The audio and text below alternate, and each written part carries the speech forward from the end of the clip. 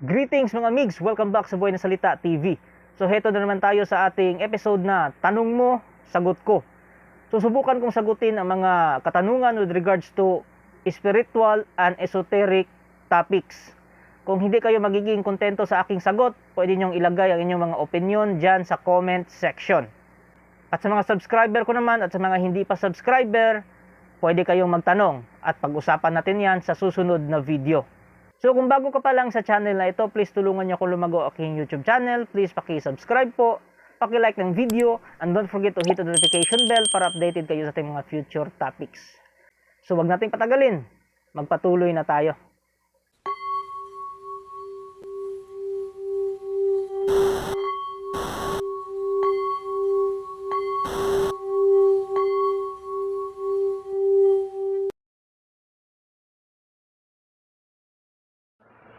Ang unang tanong ay mula kay Sir John. Mapagpalang araw po. Tanong ko lang po tungkol sa exercise oil at salt. Paano po magkaroon nito? O paano po makagawa ng exercise oil at salt? Para magkaroon ng ganyan, sir, ay dito sa amin, last time merong mass na ginawa. Tapos yung pare, nagbindisyon siya ng mga exercise salt. Dala-dala namin yung mga salt na rock salt, tapos tsaka oil, yung olive oil. So yun yung binidisyonan ng pare, tapos ginawa niya na exorcism prayer dito sa amin, ito sa Catholic na simbahan. Regarding naman sa paggawa, eto may issue dito kasi ayaw ng mga taga-simbahan na ikaw mismo yung gumawa. I don't know if the purpose is monopoly. Syempre naman, kung may tao na maging worthy na gumawa ng ganon, so maaring wala nang lumapit sa simbahan. So ganito na lang, sir, siguro kung gusto mong gumawa sa sarili mo, much better na masabi natin din sa sarili natin na worthy tayong gumawa. Kumbaga pure tayo, wala tayong bahid ng kasamaan or ill intention sa paggawa ng ganon. Kasi ang punto niyan, gagawan mo ng exorcism prayer yung oil at saka salt. Pagkatapos nun, i-dedicate mo siya into what purpose? So, ang purpose niya is to drive away bad spirits at saka mga demons, ganon. So, regarding sa paggawa, I doubt Pwede naman siguro. Pero yung mga religious, yung mga hardcore religious, magagalit talaga pag sabihin natin tayo yung gumawa. Kasi gusto nila mag-depend tayo sa simbahan. Hindi rin natin sila ma-blame kasi doon sila nagkakapera, yung simbahan nagkakapera sa tao. So pag wala ng monopoly, so maging independent na, decentralized na yung aral at saka yung authority ni God. So wala na magdedepende sa simbahan, hindi na sila magkakapera through donation. So para sa akin, if you are worthy, pwede ka namang gumawa.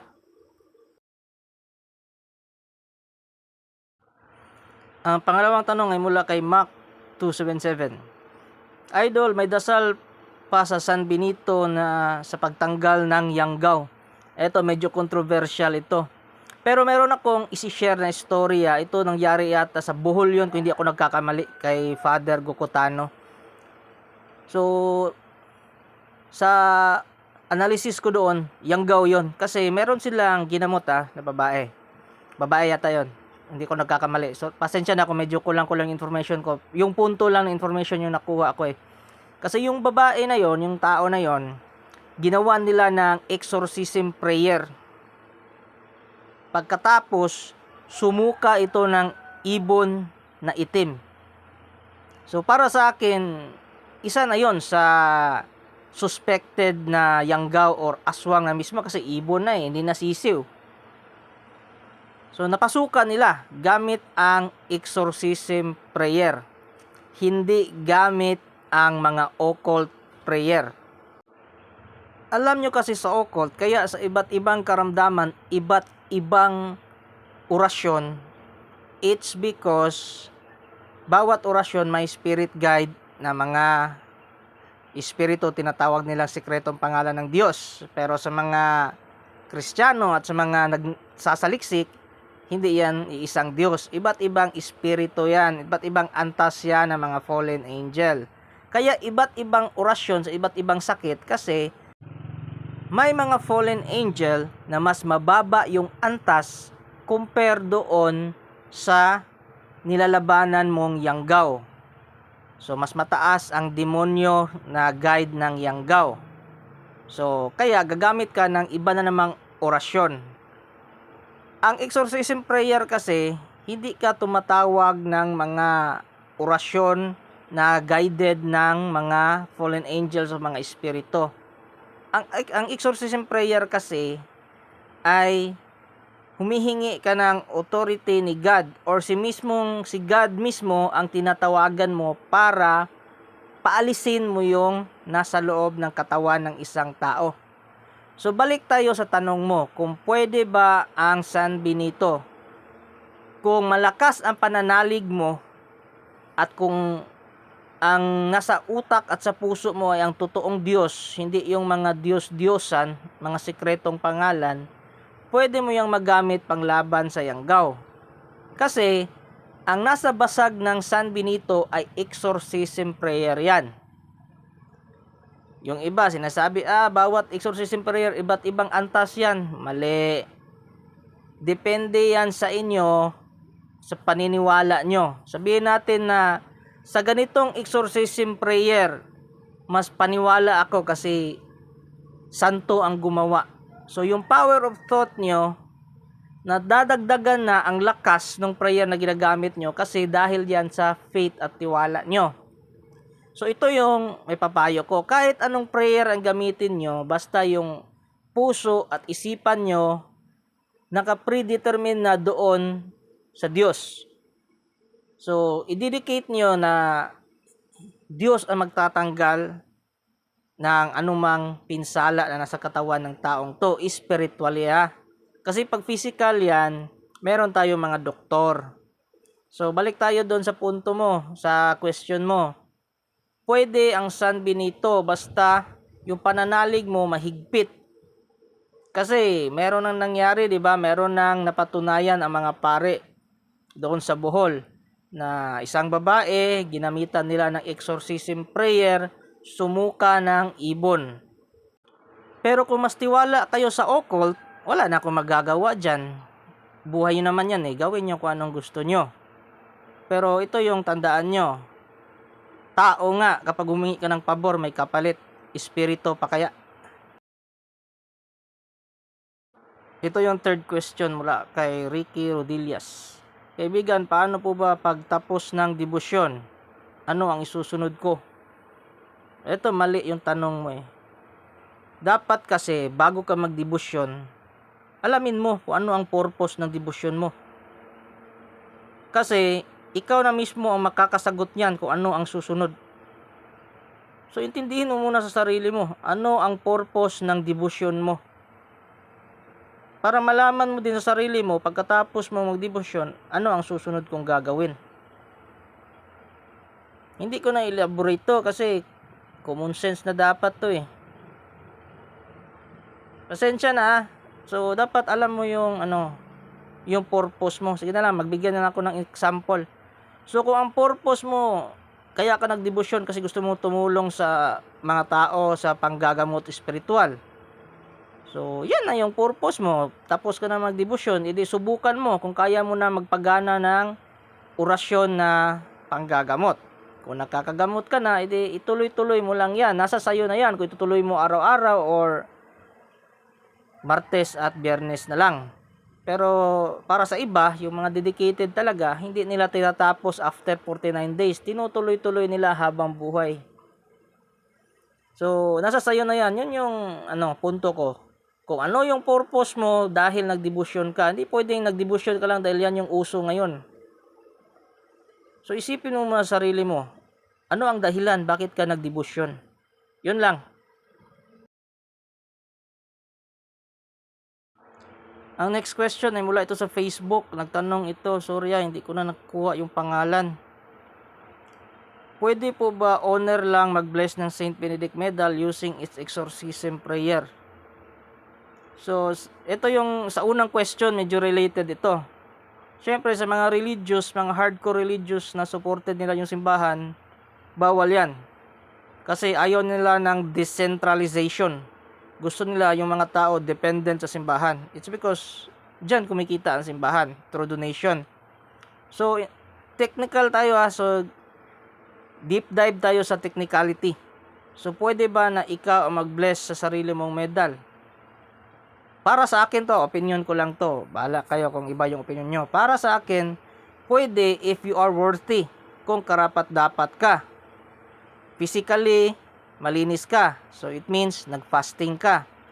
So, sa konsensya, malinis ka. Wala kang inaapakang tao. Wala kang inaagrabyadong tao. Sa puso naman, malinis ka din kasi wala kang sinasaktang tao. At matulungin ka at mapagmahal ka sa kapwa. Walang galit sa puso mo. So sa tingin ko wala namang masama kasi nasa Bible nga 'di ba na sinabi ni Jesus na huwag niyong pigilan yung tao nagpapaalis ng espiritu sa ngalan ko. Kasi yung mga apostol niya doon nagreklamo nga, "Boss, merong isang tao diyan ginagamit ng pangalan mo sa pagpapalayas ng espiritu." Sinaway sila ni Jesus na hayaan mo lang 'yan. So nasa sayo na 'yan. Kung malakas yung faith mo, at sa tingin mo karapat dapat ka, worthy ka, so why not, 'di ba? Ito para sa akin lang ha. Alam ko sa mga religious diyan, sa mga hardcore talaga na supported yung simbahan, bawal talaga 'yan. Dapat talaga pare. Pero kung hindi naman mahirap sa iyo maka-access sa simbahan para magpa-bless, why not? Doon na lang. Sabihin natin may mga issues yung mga pare, may mga masasamang ugali, ganon. Pero hindi naman yung true pare o kapangyarihan ng pare ang nagbi-bless dyan. Kundi true Jesus. Hindi naman sila nagbi-bless na sa ngalan nila. Binibless nila sa ngalan ng Ama, ng Anak, ng Espiritu Santo. So, kung gusto mong i-bless, mas tiwala ka sa kung ikaw, sa tingin ko, ito, opinion ko lang ha, pwede naman siguro. Pero yung mga prerequisite, gawin mo muna. So, clean heart, clean mind, clean body. Mahirap. Kahit ako nga, mahirap yan. Mahirap yan. Sabihin ko sa'yo. Sa akin nga, pag nag-deliverance prayer ako sa mga gamit ko, nagpa-fasting ako. Tapos, yan. Lumalayo muna ako sa mga social media at sa mga tao kasi minsan natitempt kang makipagbangayan minsan. Di natin maiwasan 'yan. Lalo na pag may mga bobo din. 'Di ba? So mahirap talaga, mahirap. Kaya nga kapag nagde-deliverance prayer ako, hindi ko sinasabi yan na lumayas ka diyan, mga masamang espiritu. Ang sasabihin ko, Lord Jesus, tulungan mo ako palayasin ng mga masamang espiritu dito. Kasi hindi ako karapat dapat. Tao lang ako. Ikaw ang mas nakakataas. So, nasa sayo na yan kung saan ka pabor at saan yung mas accessible sa'yo. Ang importante dyan, yung intention mo sa paggamit ng Saint Benedict Medal. If it is for good, para protektahan ang pamilya mo, or if it is for business purposes na isipin mo pag natuto ko manggamot, yan, pera-pera na, ganon. So wag yun, masama yun. So, nasa sayo na. Yun lang, thank you. At ito na ang ating fifth question mula kay Amelie. Hello po, pwede po bang pabindisyonan sa pare ang mga medalyon at mutya? Salamat. Ito yan. Siguro marami pang hindi oriented dito, no? Ang binibless lang ng simbahan ay yung mga medalyon na propose ng simbahan tulad ng Miraculous Medal, Saint Benedict Medal, Saint Benedict Crucifix, mga crucifix, ganon.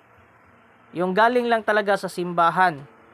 So, yung mga occult na medalyon tulad ng Trespico, Infinito, at iba pa, at mga mutya, hindi yan binibless ng simbahan kasi para sa kanila, hindi yan belief ng Kristiyano. So, hindi yan binibless ng pare.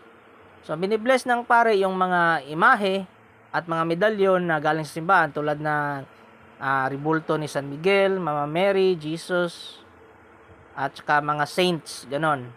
Yun lang binibless nila. At saka kung meron kayong mga ribulto, much better na i-bless nyo yan, pa-bless nyo once a year. Kasi pag hindi na pa-bless yan, eto, totoo to, real talk, sinasapian yan ng mga elemento. Kasi habang dinadasalan nyo yan, kinakain ng elemento yung energy ng dasal nyo. Kaya nga maraming nagdadasal sa mga ribulto na hindi hindi natupad. It's because hindi naman tumama yung punto or power of thought nyo doon talaga sa dinadasalan nyo. Kasi yung ribulto na yon sinapian na. So kinakain lang ng masamang espiritu o elemento yung energy ng dasal nyo. Sayang lang. So mag-ingat pa rin sa mga ganyan, sa mga hindi pa oriented. So yun lang mga migs. So mga migs, yan na po lahat sa ngayon. At kung hindi kayo kontento sa aking opinion, i-comment nyo lang dyan sa comment section yung mga suggestion nyo. At sa mga gustong mag-share ng kwento, pwede nyo i-comment, pwede nyo i-send sa messenger, at pwede ding i-email. So kita-kits na lang tayo until next topic. Thank you mga migs.